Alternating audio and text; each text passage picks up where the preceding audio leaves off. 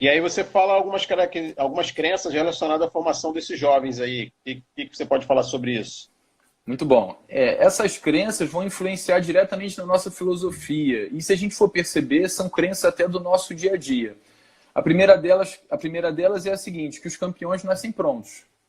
Foi o exemplo que eu passei para você antes, né, da treinadora lá no curso do COB, que ela olhava para as crianças e percebia, não, essa atleta aqui ela vai ser campeã olímpica. Por que essa crença ela é ruim? Porque até certo ponto a gente passa toda a responsabilidade para a criança e exime a responsabilidade do professor ou do treinador.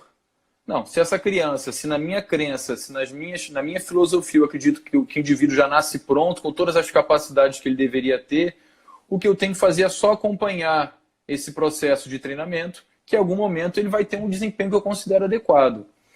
E é muito comum, infelizmente, a gente ver isso nos clubes, é aquele treinador que só fica na cabeceira da piscina, os atletas jovens ficam nadando de um lado para o outro, não tem preocupação com ensino de técnica, com correção de técnica, com acompanhamento, nada disso. Se a gente imaginar que a piscina vai ter de 25 ou 50 metros, e ele nadou ali numa sessão 3.000 metros, quantos erros ele pode ter cometido numa única sessão de treino? Virada inadequada, chegada inadequada, são os erros mais simples, estamos nem falando de nada em si. Então, quantas viradas ele não fez ali e ele memorizou, ele sedimentou aquele movimento como inadequado, porque na cabeça do treinador, a melhora do desempenho é um processo natural, porque aquele atleta tem condições de ter um bom desempenho no futuro. Então, na minha opinião, isso é um equívoco. Um outro conceito que a gente tem muito forte entre os treinadores, existe até alguma coisa na literatura, é sobre os períodos sensíveis de treinamento.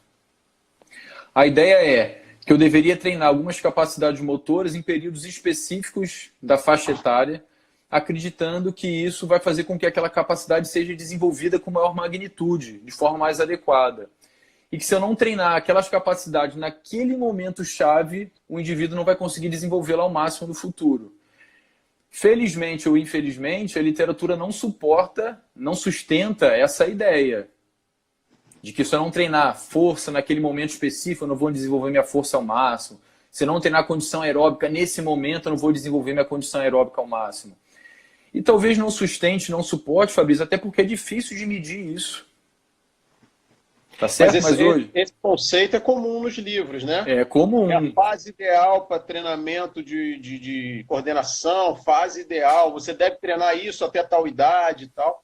Principalmente Você não concorda com isso? a literatura mais recente, se a gente for procurar principalmente nos artigos, eles argumentam que isso é insustentável. Qual o problema? Qual é a característica que a gente tem nos livros, ainda mais aqui no Brasil? Os livros tradicionais de treinamento esportivos, eles foram publicados fora do Brasil, depois cá. Então, se a gente imaginar o tempo de escrita do livro, o tempo de publicação, ficou naquele país durante alguns anos, depois veio para o Brasil, muita coisa já podia estar atrasada. E esses livros, em geral, são da década de 70, né? Isso Eu estou com aí. dois aqui que falam em treinamento de longo prazo, né? Esse aqui fala sobre isso. Muito Esse aqui bom, também gosto. é bom, mas também é antigo, né? Sim, sim. Na natação a gente tem alguns, né? Eu separei aqui o Platonov, né? Que fala um pouco disso.